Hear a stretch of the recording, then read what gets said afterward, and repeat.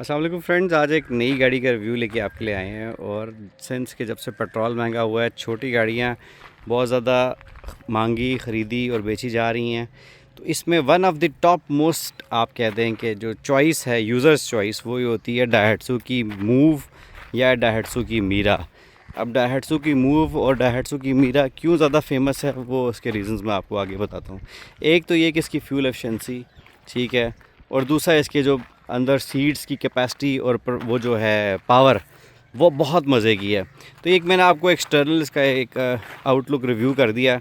अब इसके अंदर हम डिटेल से बात करते हैं। ये मीरा के 2022 मॉडल है, 2025 में इंपोर्ट हुई है और 25 से 26 में इसका नंबर लगा है। फ़र्स्ट ओनर कार है, 68,000 पे इंपोर्ट हुई थी।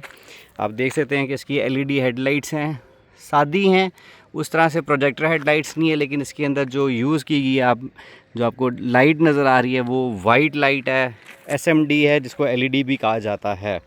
ठीक है, येलो इस पे नहीं है, हेलोजन लाइट्स नहीं है, सिर्फ जो इसका पार्किंग लाइट है वो हेलोजन है। ठीक है, बाकी लाइट बहुत खूबसूरत है। फ्रंट पे आप देख सकते हैं ग्रिल एक सिंपल सी है, लेकिन इसके अंदर ये पियानो ब्लैक का एडिशन किया गया है। ठीक है, ये होगी इसकी फ्रंट लुक। कोई फ्रंट पे रडार नहीं है, नॉर्मली 660 में यहाँ पे रडार आते हैं। इसके रडार बेसिकली यहाँ लगे हुए हैं। अब जब से गाड़ियाँ आगे 2018-19 के बाद से ये रडार्स कंपलसरी हो गए हैं, जिनको ऑटोनमस ब्रेकिंग भी कहते हैं, एडास के ऑप्शन भी कहते हैं। फिर ये फ्रंट पे डिजिटल वीडियो रिकॉर्डर लगा हुआ है। ठीक है, ये जापान में अब कंपलसरी हो चुका हुआ है, जिसका ऑफ कोर्स के इंश्योरेंस क्लेम्स में काफ़ी ज़्यादा फ़ायदा होता है। तो अब ये होगी आउटलुक गाड़ी की फ्रंट से। अब रहेगी बात, ये top of the line variant है। इसमें top of the line variant में तो क्या डिफरेंस होता है, और इसका दो वेरिएंट होते हैं, XSA और एक LSA वेरिएंट। तो हम दोनों में डिफरेंसेस एक्सप्लेन करते हैं। LSA 3 में भी आपको रिम्स मिल जाते हैं, XSA वेरिएंट में भी आपको रिम मिल जाते हैं। ये आप देख सकते हैं, इंतहाई खूबसूरत डनलॉप का जापानी टायर इसके अंदर आया है। वैसे इसके ये इम्पोर्टेड टायर है। ठीक है, और टायर का प्रोफाइल भी 14 इंच है, तो इसकी ग्राउंड क्लियरेंस बहुत मज़े की। आप देख सकते हैं कि कितनी ग्राउंड क्लियरेंस है। So it is adequate. Basically ये होती के कार्स या की कार्स होते ही स्मार्ट एंड स्मॉल फैमिलीज़ के लिए हैं। तो यू डो नॉट एक्सपेक्ट कि यार इसके अंदर 5-6 बंदे बैठेंगे और ये गाड़ी परफॉर्मेंस देगी। ऑफ कोर्स उसमें फिर ये गाड़ी नीचे से लगेगी भी। और अब हम इसके रियर एंड की बात करें। अब आपको पाकिस्तानी और जापानी गाड़ी में फ़र्क का डिफरेंस अगर आप देखें किस तरह का खूबसूरत प्लास्टिक मटेरियल है, कहीं से ये फेड आउट नहीं हुआ हुआ। हालांकि दिस इज़ 2022 मॉडल। तो पाकिस्तानी चीप प्लास्टिक्स जो यूज़ करते हैं, इवन क्या है देखें, जो इसके अंदर ये यूज़ हुए हुए हैं आपके वाइपर्स, वो भी क्लिप ऑन हुए हुए होते हैं। ठीक है, और पाकिस्तानी गाड़ियों में आज भी आप करोला में देखेंगे आपको सादे वाइपर मिलेंगे। सो खैर, पाकिस्तानी गाड़ियों को हम क्या बुरा भला करें। यहाँ से ये कीलेस एंट्री है। ठीक है, बंद करने से देखें साइड मिरर बंद हो रहे हैं, और यहीं से प्रेस करने से ये डोर्स के साइड मिरर खुल भी जाते हैं। फिर आपको मैंने कहा था ये top of the line variant है, तो ये पुश सिंपल की के साथ आती है, जो कि पुश स्टार्ट है। और यहाँ पे आपको नज़र आता है कि ये क्रोम डोर हैंडल्स के साथ नज़र आ रही है। आप ये चेक करें कितना खूबसूरत फैब्रिक मटेरियल यूज़ हुआ है। अब फैब्रिक मटेरियल क्यों यूज़ किया जाता है, ऑफ कोर्स के ये इसका रीज़न होता है कि ये डैम्पिंग में, रोड नॉइज़ को साइलेंस करने के लिए है। आप सीट्स की ज़रा फिनिश चेक करें। मुझे समझ नहीं आती थी कि मूव की जो XSA वेरिएंट इतना एक्सपेंसिव क्यों है। मतलब ये 38-39 लाख 40 लाख का, मतलब ये मीरा से ज़्यादा एक्सपेंसिव है क्यों है।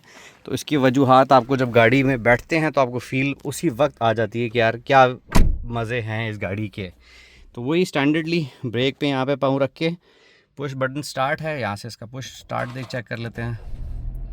अब आपने देखा कितने ज़्यादा इसके अंदर ऑप्शंस हैं। 23.5 किलोमीटर्स पर लीटर की फ्यूल एवरेज ये शो कर रही है, और ये विद AC है। इसका क्लाइमेट कंट्रोल AC है।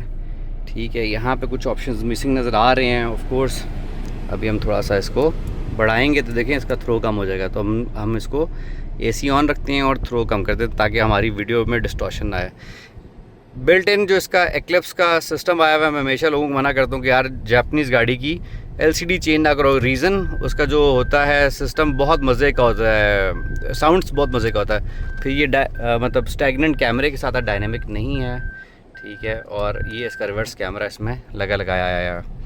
ये बहुत मज़े का स्टिकर एक भाई ने जिसकी गाड़ी उसने लगाया हुआ है। और यहाँ पे इसका बैक व्यू मिरर है, जो कि सिंपल है, नॉट LED। ये इसके रडार लगे हुए हैं, जो मैं हमेशा समझाता हूँ कि जापानी गाड़ी में खूबसूरत चीज़। अब आप चेक करें, ये 660 cc कैटेगरी की गाड़ी है, top of the line variant है।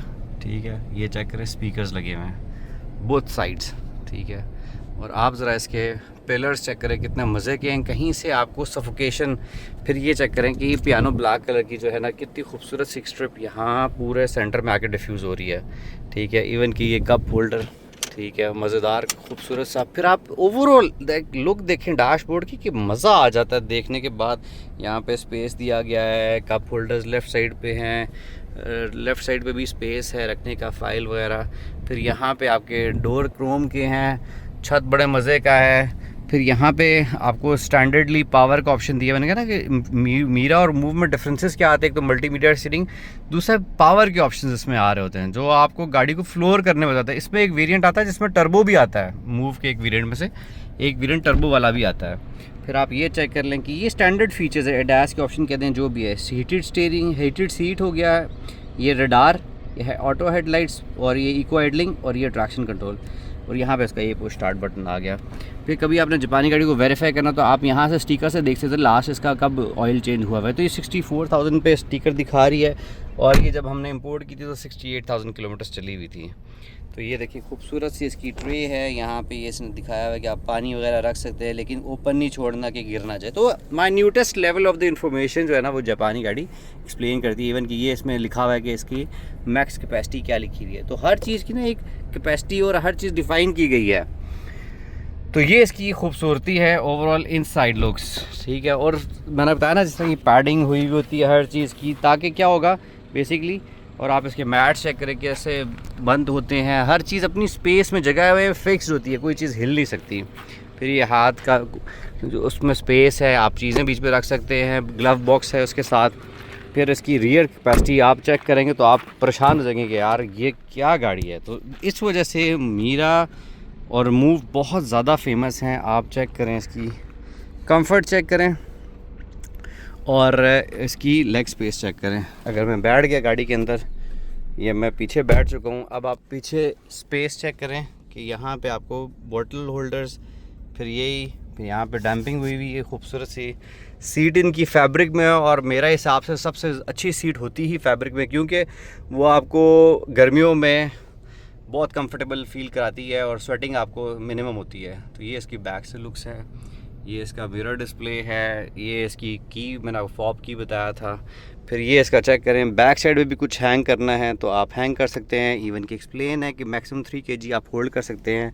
साइड पे स्पीकर्स भी इसकी ऐड ऑन हुए हैं, ठीक है। स्पेस चेक करें, बॉटल होल्डर कितना ज़बरदस्त बॉटल होल्डर है, ठीक है। इसी तरह आप चेक करें कहीं सफोकेशन आपको फील नहीं हो रही कि यार एक गाड़ी में ना कहीं सफोकेशन है, A B C pillar D pillar. आप चेक करें कि ये गाड़ियाँ क्या ज़बरदस्त। फिर यहाँ पे भी इवन के यार देखें, ये वो हुई हुई है, कुशनिंग हुई हुई है, फैब्रिक यूज़ किया गया है ताकि डैम्पिंग हो, बाहर से नॉइज़ कम से कम गाड़ी के अंदर आए। यहाँ पे भी इवन कि आप अपना ये एडजस्ट कर सकते हैं, ठीक है, साइड वाले जो आपके सीट बेल्ट्स होते हैं। तो ये बड़े मज़े की रिव्यू गाड़ी है, इसमें काफ़ी ज़्यादा पैचेस लगे हुए हैं। सो किसी अच्छे भाई की गाड़ी है जिसने बहुत अच्छे तरीके से रखी हुई है। मेन चीज़ होता है गाड़ी ख़रीदने से ज़्यादा गाड़ी को मेंटेन करना। तो इस भाई ने अभी तक टोटल 68 की जगह 70 मतलब 2000 किलोमीटर चलाई है। और इसकी अगर आप पेंट फिनिश की बात करें तो मैं तो इम्प्रेस हुआ हूँ, जो इसका पेंट फिनिश है ज़बरदस्त। मैं कहता हूँ क्या खूबसूरत इसका पेंट फिनिश है। आप भूल लेंगे पाकिस्तानी किसी भी गाड़ी के पेंट फिनिश को जब आप इसकी पेंट फिनिश देखेंगे। आप रियर पे आ जाएंगे तो इसकी सादी लाइट है, ठीक है। मूव के हायर वेरिएंट्स में एक वेरिएंट आता है जो टर्बो वाला होता है, कस्टम, मूव कस्टम कहते हैं उसको, ठीक है। वहाँ पे कस्टम की बैजिंग भी होती है लेफ़्ट साइड पे। तो उसके अंदर फिर बैक एलईडी और फ्रंट एलईडी हेडलाइट्स आती हैं, क्रिस्टल लाइट्स आती हैं उसके अंदर। ये भी एलईडी लेकिन वो क्रिस्टल लाइट्स में आती हैं। सो ये कंपनी जो है जिसने इंपोर्ट की है वो ग्लोबल कार इंपोर्ट एक्सपोर्टर है, एसबीटी जापान। ये दुनिया की दी टॉप कंपनी है जो कि एक्सपोर्ट कर रही है। फिर आप इसका अगर चेक करें कि इंजन, तो दिस इज़ वाटर थ्रोइंग, पता नहीं ये आपको फील करा रहा है कि नहीं करा रहा। ये इसका पानी ड्रॉप हो रहा है और यहाँ से हल्का फुल्का ये पानी गिरा भी रही है। और आप चेक करें कि ये जापान के शॉक्स वगैरह की आइडेंटिफिकेशन भी अपनी जगह पे ऐसी ज़बरदस्त परसिस्ट करती है। फिर ये इसके पार्किंग सेंसर्स हैं बैक पे जो बहुत ज़्यादा इफेक्टिव हैं। जहाँ पे अपने टाइट स्पॉट्स में पार्किंग करनी है वो आपको बहुत अच्छी हेल्प आउट करती है। इसी तरह इसके फ्रंट पे पार्किंग सेंसर्स मिसिंग हैं। नॉर्मली आपको चाहिए भी बैक पे होते हैं, फ्रंट पे एज सच मैं तो हमेशा रिवर्स पे पार्किंग करता हूँ तो मज़ा ही आपको बैक पे आता है। सो ये एक छोटा सा रिव्यू था गाड़ी का। Literally I am amazed. और मैंने तो अल्लाह का शुक्र I have kept all the Japanese cars. और I have kept every sort of vehicle जो जापानी होती है उनमें मज़ा क्या आता है जी, वो मज़ा आप मैं शायद अपने वर्ड्स में एक्सप्लेन भी ना कर पाऊँ। क्योंकि जापानी गाड़ियाँ बहुत कंफर्टेबल हैं, फिर बहुत ज़्यादा आपको फ़ीचर्स देती हैं, ठीक है, और एट दी एंड आपकी सेफ्टी इंश्योर करती हैं। जैसा मैंने सीट बेल्ट ऑन कर ली, अब मैं इसको ड्राइव मोड में डालता हूँ। इसकी जो वो है ब्रेक वो पाँव वाली है। ये एक चीज़ थोड़ी सी हल्की है, अगर ये उसमें आ जाए जो बटन ब्रेक होती है, ठीक है, वो आपको बहुत अच्छी। लेकिन जो इसकी रोड साइलेंसिंग है, जो इसका रोड कंफर्ट है, वो अनमैचेबल है। आप चेक तो करें ना कि हर चीज़ इसमें म्यूज़िक लाइन, ब्लूटूथ, हर चीज़ डिफाइंड है। क्वालिटी है, क्वांटिटी भी, मतलब क्वांटिटी इन द सेंस के सीट कैपेसिटी वगैरह ये वो सब ज़बरदस्त है। और सबसे खूबसूरत चीज़ इसकी फिनिश, इसकी road sense, road presence, everything is amazing. Fuel expense ना होने के बराबर 23.2। कब से देखें एसी ऑन पे खड़ी है गाड़ी, ठीक है, इसने कहीं पे गिरा ही नहीं है फ्यूल पे। तो ये कोई छोटे ट्रिप की फ्यूल इकॉनमी नहीं है, बल्कि ये जो भाई है रात को पेशावर से आया है और इसने मुझे बताया कि 25 किलोमीटर पर लीटर इसने हाईवे पे दी है विद एसी, ठीक है, 2 बंदों के साथ। और बाकी ये कि अब ज़ाहिर बात है इंटरनली हम चलाते ही थोड़ा सा है, तो ज़ाहिर बात है फ्यूल इकॉनमी। हमेशा याद रखिए जब भी ये ग्रीन पोर्शन में होगा मिरर के, ये जो ग्रीन के अंदर मीटर के अंदर है, अब मैं ज़ोर का एक्सलेटर दूंगा तो ये ग्रीन से देखें ब्लू पिंक में हो गया है। तो आपने हमेशा ग्रीन में रख के चलाना है, आपको गाड़ी फ्यूल इकॉनमी देगी। इसका इको आइडलिंग देखें, वो बैटरी चार्ज हो गई है, ठीक है, और गाड़ी बेहतरीन चल रही है और बहुत ज़्यादा खूबसूरत है, ठीक है। कुछ चीज़ें इसके अंदर अनवांटिंग होती हैं, मतलब वो आप जिस तरह वो कोने में एक चीज़ लगी हुई है, वो कोई इसका GPS जापान के लिए तो ज़रूर होगा, बट ये चीज़ें पाकिस्तान में नहीं चलती, तो इसमें टाइम देने की ज़ाया करने की ज़रूरत नहीं। फिर ये ETC वगैरह, ये टोल प्लास, वो जो नहीं होते ईजी पास होते हैं टोल प्लाजाज पे, तो ये उनके लिए होता है, हमारे यहाँ ये चीज़ें यूज़ नहीं होती हैं। फिर रह गई बात इसकी और चीज़ें, तो top of the line variant है। इसमें आप ये देखें, ये लेदर स्टिच का स्टीयरिंग है, जो कि अपने हाथ में आप फील करते हैं कि यार मज़ा आ जाता है पकड़ते साथ ही, ठीक है। अब क्या चीज़ इसमें कम है? मेरे ख्याल से इसमें कोई चीज़ भी कम नहीं है। क्यों कम नहीं है? क्योंकि इसमें हर चीज़ मेरे हिसाब से अवेलेबल है। आप चेक करें कि इसके में बताया ना कि वो कन्वर्जन भी इसकी हुई हुई है। तो आप ब्लूटूथ कनेक्ट करना चाहते हैं, यस, आप इस तरह ब्लूटूथ कनेक्ट कर सकते हैं। इसने इसको कन्वर्ट किया हुआ है इंग्लिश में, और आपकी बेहतरीन LCD, अगर मैं आपको सब म्यूज़िक साउंड सुनाऊंगा तो आप खुद कहेंगे। अब इसकी सारी बात क्या है, डैम्पिंग, हर चीज़ की जो है ना साउंड प्रूफिंग ऐसी ज़बरदस्त हुई हुई है कि जापानी गाड़ी आपको ख़ुद बताती है कि यार आई एम वर्थ इट। अगर ये गाड़ी आपको 38 लाख में, 37 लाख में, तो जिसने लोकल चलानी है मेरा ख्याल है उसके लिए इससे अच्छी गाड़ी हो नहीं सकती।